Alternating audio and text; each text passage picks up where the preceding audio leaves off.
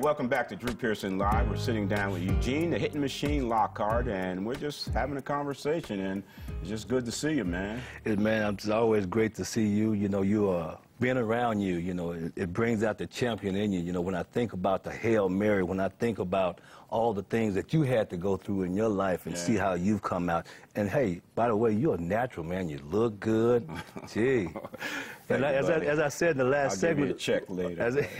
As I said in the last segment, we're so glad that we don't look like what we've been through, because, we've been through a lot of things. Yeah, well, you have been through a 9-year career in the NFL. You started with the Dallas Cowboys, 6th-round draft choice from Crockett, Texas. Big time Crockett, Texas. Yes, sir. You go on to the University of Houston. Yes, you sir. Play there. Everything's happening in Texas. You get drafted by the Cowboys. Bam! What more do you need, right? What more can you ask for? And then you're playing behind Bob Brunick. He gets hurt, and now you're starting for the Dallas Cowboys. The first year, I was the first rookie to ever start for the Dallas Cowboys. At that position, middle linebacker. Right, whereas I'm the quarterback of the defense. That I'm calling the signals, and the first time I get out there, man, being a rookie, you don't study because you just know you're going to be on special teams. Yeah. And, man, when Bob Brunick gets hurt, man, to come limping out there, I couldn't even find my helmet, you know what I'm saying? Right. And then I finally found it, and I'm talking about signals, you talking about me give the signals for real? You're the man. So Michael Downs and Everson Walls helped me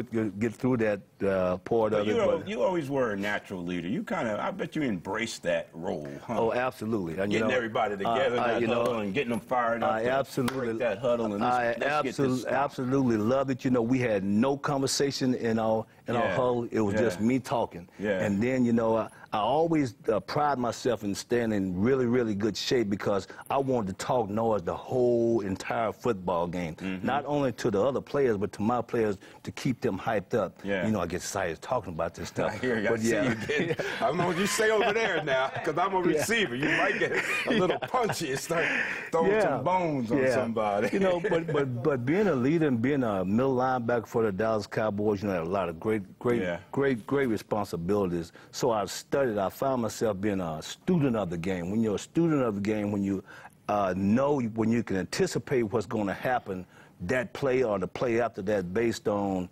formations and downs and distance and all those type of things, the main thing is just be ready to play and the passion for the game. So a lot of times when you fill in that hole, it wasn't just happening. I mean, you studied, you prepared, you knew that from what you saw from that offensive line, whether the guard pulled or blocked down or what, you knew what play was coming. I knew. I could tell you the top 3 plays that every team was going to play based on the formation, down and distant positions on the field. So when I step up in that hole, I was coming up in there like a cement mixer. We was going to fill that bad boy up with some love. Yeah, you filled it with some love, all right.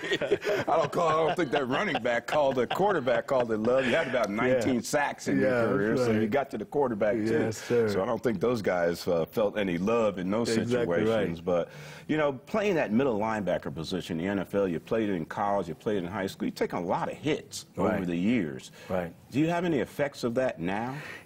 I did take a lot of hits, and the most hits I took in one season was, when I set the record to 222 tackles. Right now, I think the biggest thing with me is the memory. I lose my keys here and there.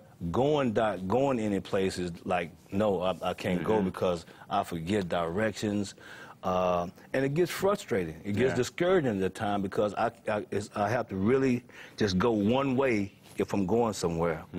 But, yes, there are effects from it. And, the big part of the effects is the depression. And you're incarcerated, man. That had to be tough to fight through that. Man, I'll tell you what, coming from where I was, I'm talking about from a guy who was always on the go, always doing charity work, always doing speaking engagements, doing all the things that I was doing. Giving back. I'm talking about always going, and then, bam, and then you sit down. Man, I cried the first 3 weeks. I didn't do nothing but cry. And, depression sets in. But then I had to understand that, God did have a plan and a purpose for my life, and I was to live out that purpose. It's going to be hard. It's going to be difficult. It's going to look like you don't have any hope and no light at the end of the tunnel. But I asked myself, was it worth it?